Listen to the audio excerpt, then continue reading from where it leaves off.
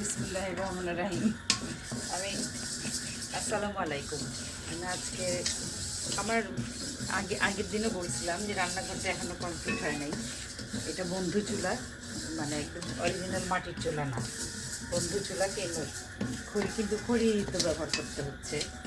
আজকে আমি রান্না করতেছি মুগের ডাল দিয়ে খাসির মাথা। ডালটা আগে ভেজে নিচ্ছি, সুন্দর ভাজা যখন হবে, একটা সুগন্ধ বের হবে, তারপরে আমি বাকি প্রসেসটা করব।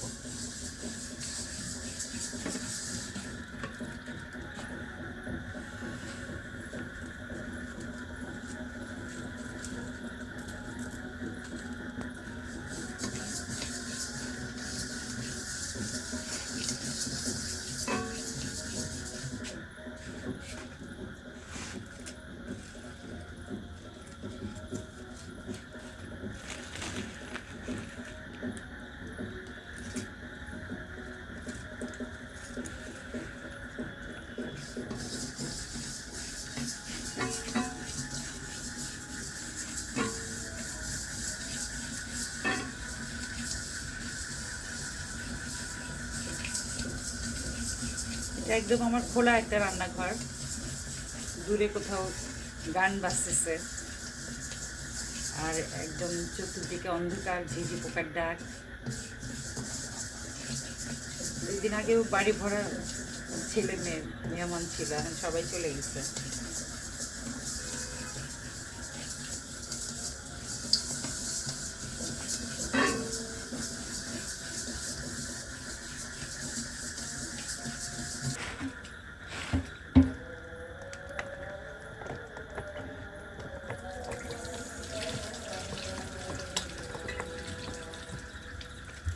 মুগ ডাল ভাজা শেষ, আমি এখন মাংসের মশলা রেডি করি।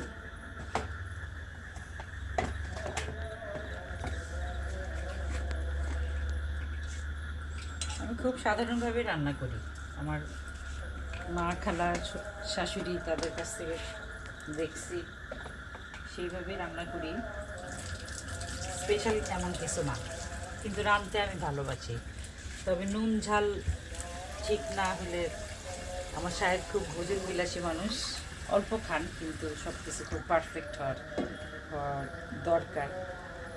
সেই সেই চিন্তা থেকেই আসলে আমি রান্নাতে মনোযোগী হওয়ার চেষ্টা করছি। কারণ বিয়ে খুব কম বয়সে হয়েছে, তো তো অনেক দিন আমি কোনো রান্না বাড়া কিচ্ছু করি নাই। আমার শাশুড়ি এত ভালো মানুষ ছিলেন, কোনো দিন মানে একটা নুনের কৌটাও আমাকে আগায় দিতে বলেন নাই। তো আমি একটা সময় ফিল করলাম যে রান্না করা দরকার, যেহেতু সাহেব রান্না খাইতে পছন্দ করেন।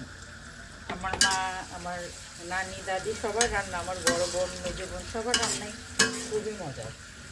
চেষ্টা করি আর কি, যে যাতে, কারণ বাজার করতে আসলে খুব কষ্ট হয়।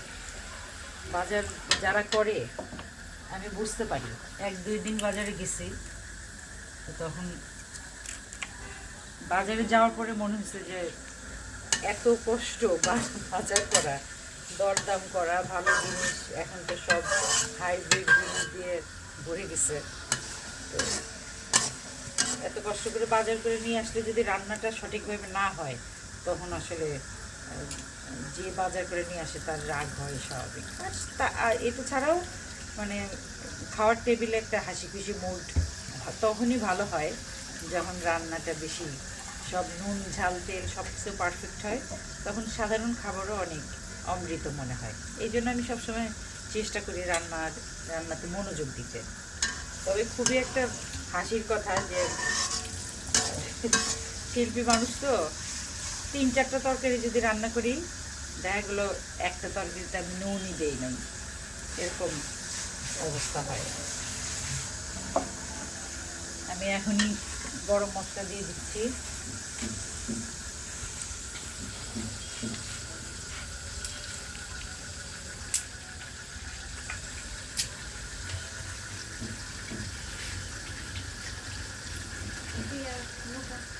হ্যাঁ, একটু মোটা মোটা করে পেঁয়াজ লাগবে না।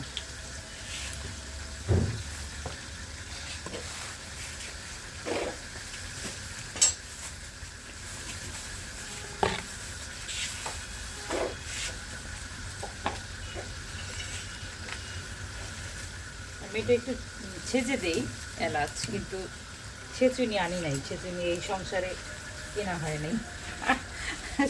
38 বছর পরের নতুন সংসার, অনেক কিছু এখনো নাই, হয়ে যাবে ইনশাল্লাহ। ধীরে ধীরে আমার এই বাড়ি পরিপূর্ণভাবে সাজিতে বছরখানেক সময় তো লাগবেই। তারপরেও যত তাড়াতাড়ি এটা কমপ্লিট করতে পারছেন উনি, আমার সাহেব, আলহামদুলিল্লাহ, আমি ওনার কাছে খুবই গ্রেটফুল।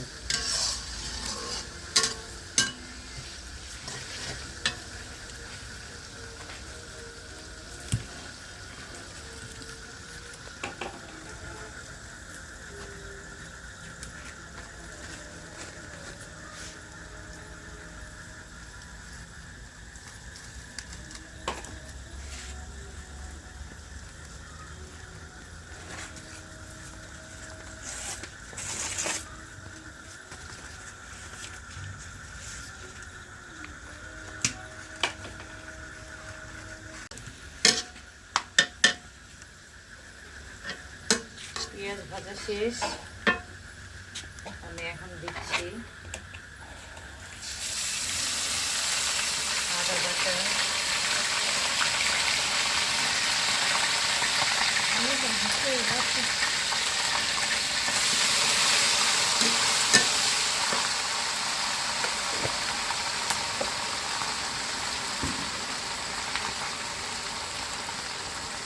জিরা বাটা,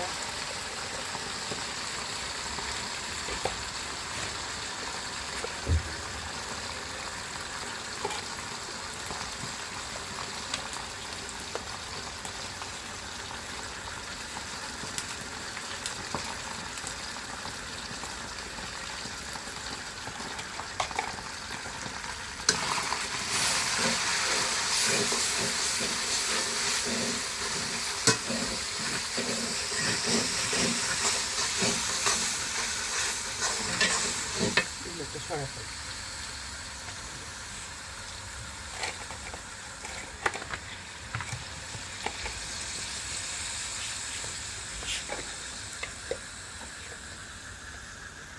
আমরা একটু ঝাল খাই, সিরাজগঞ্জের মানুষও ঝাল খায়, বগুড়ার মানুষও ঝাল খায়, মানে কাঁচামরিচের ঝাল, শুকনো পাকা মরিচ, যে কোনো ঝালেই সাথে আবার গোলমরিচ থাকে।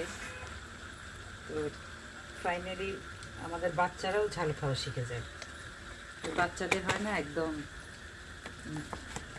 সারা মানে আলাদা তরকারি, এরকম না।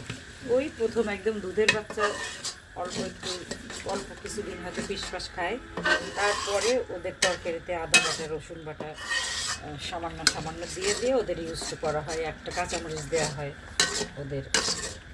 এই যে মশলাটা হচ্ছে, মশলাটা গরুর মাংস, খাসির মাংসতে আমি মশলায় এত যত্ন করে কষাই না, কষাই হলো মাছের তরকারিতে। আমি মানে মাছের তরকারি আমি 2-3 বার পানি দিয়ে কষায় যখন কাঁচা গন্ধটা চলে যায় তখন আমি দিই। এখন দিচ্ছি খাসির মাথাটা, আগের থেকে ধোয়া পরিষ্কার করা।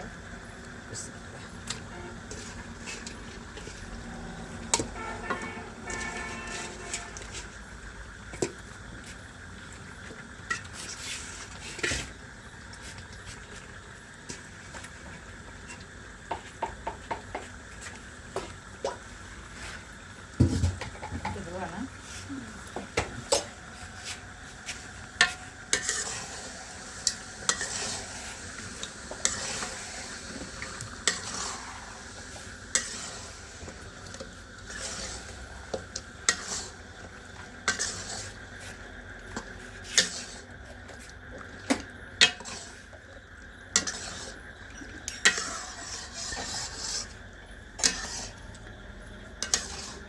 আরেকদিন খাসির বিরিয়ানি রান্না করছি, আজকে খাসির মাথাটা রান্না করতেছে। এটার মানে এইটা না যে সারাক্ষণ মাছ মাংসের উপরেই থাকি। আমি খুব মানে সযত্নে চেষ্টা করি খুব সাধারণ খাবার খাওয়ার। আমার বাচ্চারা একদম করল্লা, কচুরলতি থেকে শুরু করে সব কিছু, ইভেন এরকমও দিন যায় আমি ইচ্ছা করেই করি একদম শুধু ডিম ভাজা আর ডাল আর ভাত, কারণ সব কিছুই আসলে শিখতে হয়, সব কিছুর সাথে জীবনকে মানায় নেওয়ার একটা ব্যাপার, সেটা বাচ্চাদের শিক্ষা দেওয়ার জন্য এবং নিজে বোঝার জন্য অনেক সময় আমরা, মানে অনেক সময় না, বেশিরভাগ সময় খুবই সাধারণ খাবার খাই। আর মাঝে মাঝে উৎসব হইলে তো তখন কেই না খায়, একটুখানি পোলাও কোরমা শীতের মধ্যে সবাই খায়। তো আমি জানি যে ভিডিও দেখলে আপনারা আসলে সবাই যত ভালোবাসেন ঠিক অতটাই দোষ খুঁজে বের করেন। আমি কিছু মনে করি না, আপনারা বললে ভালো, আমার যদি কোনো দোষ থাকে আমি সেটা ঠিক করে নিব, ওটা তো আরও ভালো, তাই না? আপনজনকেই তো মানুষ ভুল ধরে দেয়।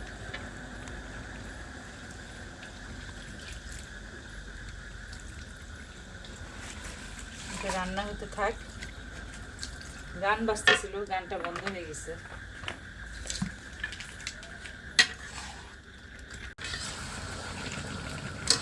আমার গোস্ত কষানো প্রায় শেষ। আমি আরেকটা চুলায় ওই মুগের ডালটা একটু গোস্তের থেকে একটুখানি মশলা নিয়ে এটা আধা সিদ্ধ করে ফেলছি। মানে এখানে তো চুলা আসলে একটাই, এই জন্য আমাকে এই টেকনিকটা করতে হয়েছে। এখন আমি এটাও আবার একটু কষাবো। গোস্তের ঝোল নিয়েই আমি মুগের ডালটা কষাইছি।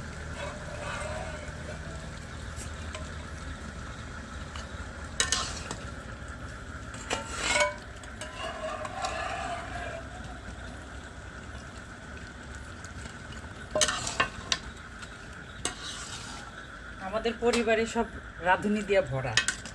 যেরকম আমার হাজব্যান্ড রাঁধতে পারেন না, কিন্তু মানে একটা লবঙ্গর জায়গায় দুইটা লবঙ্গ পড়লেও বুঝতে পারেন যে কি কোন জায়গায় কোন দোষটা হলো। আর মেয়ে জামাই হলো বিখ্যাত রাঁধুনি, পুরুষদের কি বলা উচিত জানি না, মানে সে খুবই দারুণ রান্না করে এবং তার দেখা দেখি আমার মেয়েও এখন শিখে গেছে মাশাল্লাহ। আর আমার ছেলের বউ যে, সে তার তার অরিজিনাল বাড়ি নোয়াখালী, কিন্তু সে চিটাগাং বড় হয়েছে। সে খুব ভালো নাস্তা বানায় এবং বিদেশি রান্না, স্ন্যাক্স এগুলো খুব ভালো বানায়। তো সেই ওই যে মা খালা থেকে শুরু হয়েছে, শাশুড়ির রান্না অনেক মজার। মানিকগঞ্জের মানুষ, মা সিরাজগঞ্জের মানুষ, সবার হাতের রান্না এত মজা যে আমি যদি ভালো রান্না না করি কোনো উপায়ই নাই। তো আমাকে আসলে রান্না, এই যে গানে সবাই বলে যে গান রান্না করার সময় কোথায় পান, আমি আসলে রান্না করি খুশিতে এবং ঠেলায়। যাই হোক, আজকের মতো এখানেই শেষ করি।